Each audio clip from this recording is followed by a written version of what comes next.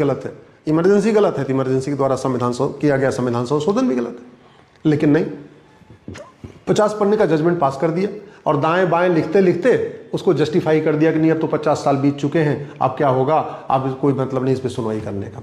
ऐसे दूसरा और उदाहरण देता हूं, कश्मीर में नरसंहार हुआ, PIL फाइल हुई कि भाई SIT की जांच होनी चाहिए।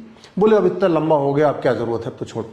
हालांकि उसके बाद कश्मीर में नरसंहार 1990 में हुआ था, सिखों का नरसंहार 1984 में हुआ था।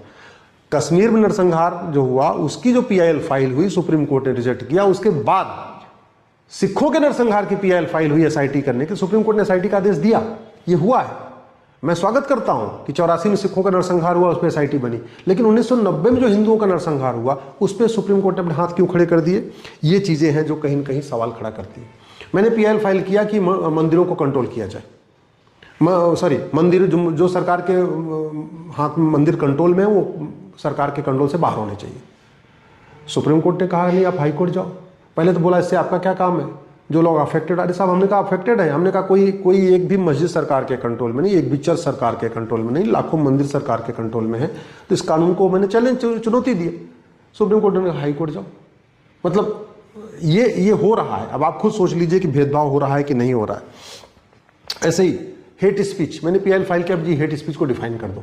भारत में खूब हेट स्पीच की बात होती है, हेट स्पीच। सच्चाई है कि किसी कानून में हेट स्पीच लिखा ही नहीं है। हेट स्पीच क्या होता कहीं डिफाइन नहीं।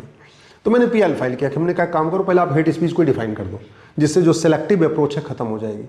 वो PIL आज तक पेंडिंग हुए। सुप्रीम कोर्ट ने आज तक हेट स्पीच को डिफाइन करने के बारे में अपना कोई प्रयास नहीं किया।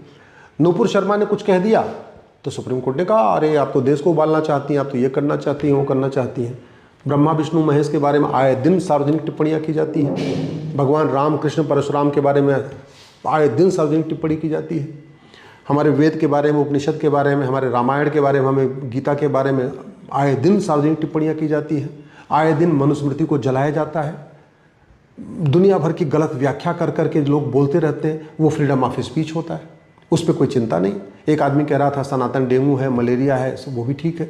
एक आदमी बोला 15 मिनट के लिए पुलिस हटा लो, हिंदुस्तान से हिंदुओं को खत्म कर दूंगा, वो भी विधायक बन के बैठा हुआ है। जलीकट्टू में सुप्रीम कोर्ट का मानना है कि नहीं ये तो जानवरों पे हिंसा है। लेकिन बकरीद में जहां गला रेत रेत के काटा जाता है, सुप्रीम कोर्ट को लगता नहीं ये तो हिंसा नहीं, ये तो फ्रीडम ऑफ रिलीजन है। इसी तरीके से दही हांडी में लोगों को लगता है नहीं है, लोगों के जीवन को खतरा है। वहीं दूसरी तरफ मुहर्रम में लोग छाती पीटते रहते हैं, खूब खून खराबा, खून भी निकलता रहता है। सुप्रीम कोर्ट को लगता नहीं ये तो फ्रीडम ऑफ रिलीजन है। ऐसे ही सबरीमाला के में महिलाएं जानी चाहिए। सुप्रीम कोर्ट ने कभी पूछने की हिम्मत नहीं किया कि भारत में ऐसी कितनी दरगाहें हैं जहां महिलाओं की इजाजत नहीं है। भारत में इतने कितने चर्च हैं जहां महिलाओं